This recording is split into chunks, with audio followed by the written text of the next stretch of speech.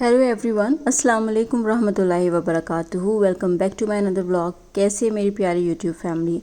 मैं उम्मीद करती हूँ आप सब लोग अच्छे से होंगे। अच्छा जी, ये किचन की विंडो का नज़ारा है। थोड़ी बहुत ना हल्की फुल्की ठंडी हवा चलनी शुरू हुई है। हालांकि गर्मी इतनी ज़्यादा है ना, वो चिपचिपी वाली गर्मी जो होती है ना, वो है कि एसी के बिना तो गुजारा ही नहीं हो रहा। पंखे की हवा तो बहुत ही बुरी लग रही है।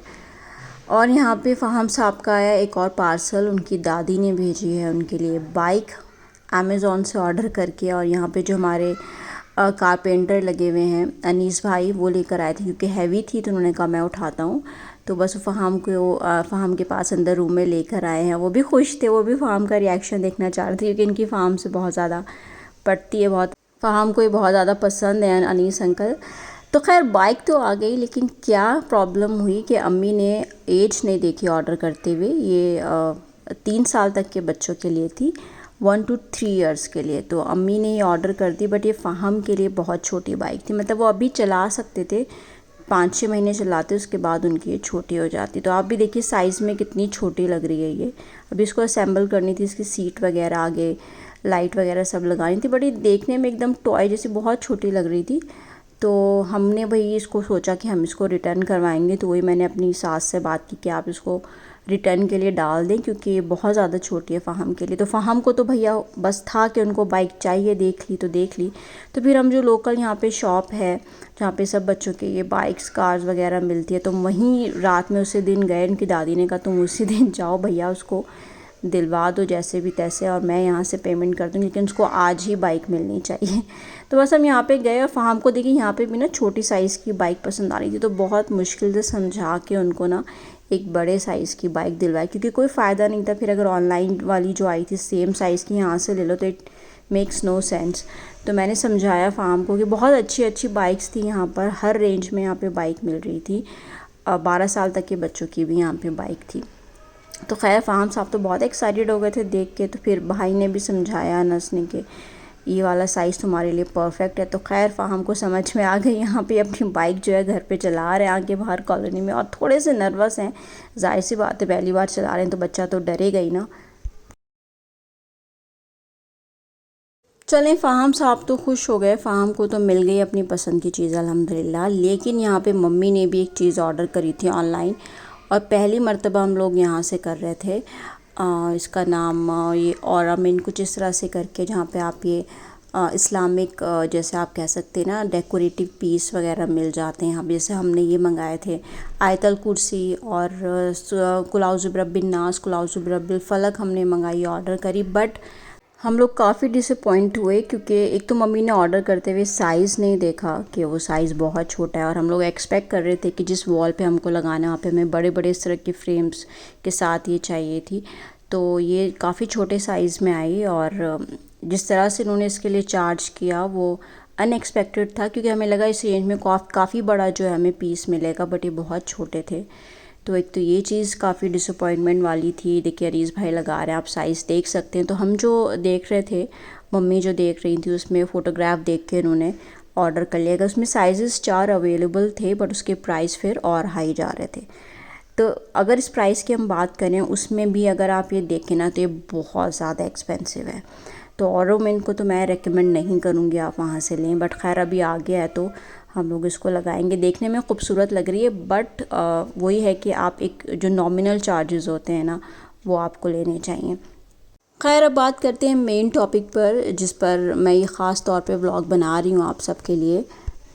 जैसे कि अल्लाह ताला ने कहा है ना कि ये दुनिया एक बहुत बड़ा धोखा है, इसके पीछे इतना ना भागें। और जितना बड़ा यह धोखा है उतनी बड़ी ये हकीकत भी है।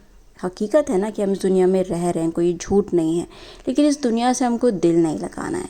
लेकिन हम लोग अपनी ज़िंदगियों में इतने ज़्यादा मसरूफ़ हो जाते हैं कि हम लोग बस ये जज करना ही भूल जाते हैं, हम इतना ध्यान नहीं देते कि एक्चुअल में कौन हमारा अपना है और कौन हमारा अपना नहीं है। और हमें ये कब पता चलता है, जब हमें या तो कोई ठोकर लगती है या कोई हादसा हमारे साथ हो जाता है, या हमारी ज़िंदगी वैसी नहीं रहती जैसे पहले होती है, हम लोग बदल जाते हैं, हमारी ज़िंदगी जीने का ढंग बदल जाता है। उस वक्त आपको पता चलता है कि जो एक्चुअल में जिनको आप अपना समझ रहे थे ना, आपके दोस्त हैं या आपके रिश्तेदार हैं, कोई भी करीबी है, जिनको आप अपना बहुत अच्छा हमदर्द मानते थे, वेल विशर मांगते थे, मानते थे वो एक्चुअल में वो हैं ही नहीं। तो वो असल चीज़ आपको कब पता चलती है, जब आप गुड टाइम से निकल के अपने बैड टाइम्स में होते हैं। तो मेरे साथ भी कुछ ऐसा ही था। मेरे बहुत सारे फ्रेंड्स थे, बहुत सोशल हुआ करती थी मैं एक टाइम पर। स्कूल के फ्रेंड्स थे, फिर दिल्ली में पढ़ने गई, वहाँ कॉलेज के फ्रेंड्स थे, फिर ऑफिस के फ्रेंड्स। तो इस तरह से बहुत फ्रेंड्स मेरे बने और 5 दिन आप काम करते थे। कभी कभी ऑल्टरनेटिव सैटरडेज़ भी काम होता था। बाकी जो संडे आपको मिलता था तो वो सिर्फ फ्रेंड्स के लिए होता था कि चलो फ्रेंड्स के साथ थोड़ा बाहर निकलना है, घूमना है, फिरना है। फ़ोन पे अमूमन आप फ्रेंड्स के साथ लगे रहते थे, कभी किसी के साथ, कभी किसी के साथ। तो यही लाइफ थी। फिर शादी के बाद जो है काफ़ी कम हो गया, क्योंकि इंसान फिर ख़ुद ही मसरूफ़ हो जाता है, अपनी 10 चीज़ें होती हैं। तो फ्रेंड्स उसमें कम हो गए, बातचीत कम हो गई। ये थोड़ा अंडरस्टूड होता है कि उनकी भी फिर सबकी शादियाँ होने लगी, वो भी थोड़ा सेटल हो रहे थे लाइफ में।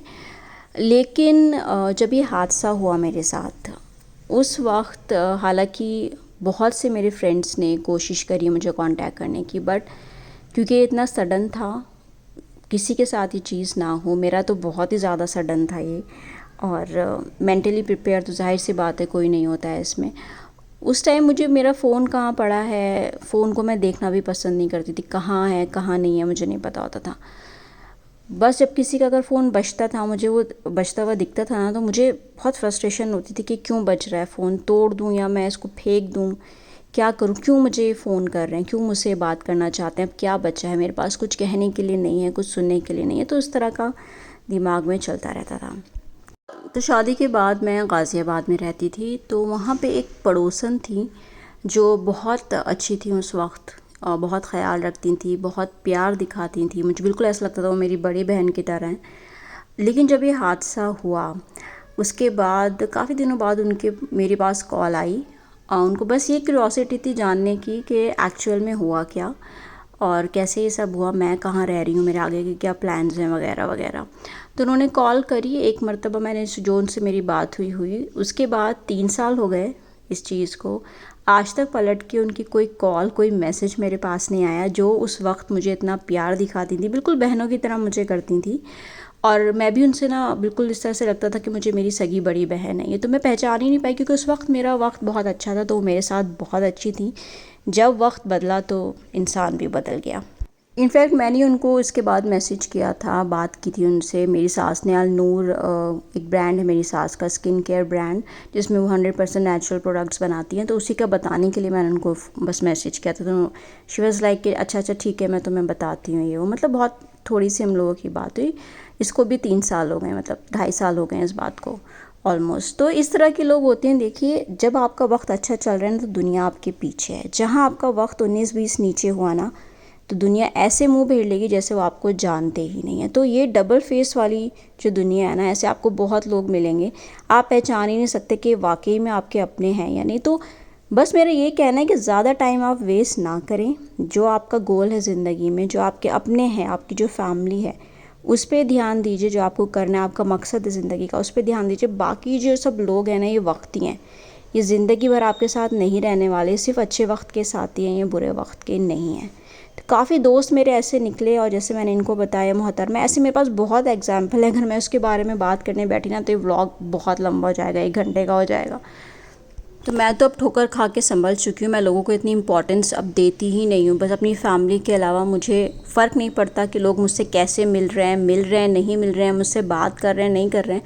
अब मुझे बिल्कुल भी फ़र्क नहीं पड़ता है, क्योंकि मैं असलियत देख चुकी हूँ। तो बेहतर है आप अपने पे ध्यान दें, अपनी फैमिली पे ध्यान दें। इन लोगों को, जिन लोगों को आपके साथ आगे रहना ही नहीं है, तो उन पे अपना टाइम वेस्ट करने का कोई फ़ायदा नहीं है। तो जिस टॉपिक पे व्लॉग बनाने का मेरा मकसद यही था कि जो गलती मैंने की, आप लोग वो गलती कभी नहीं करिएगा।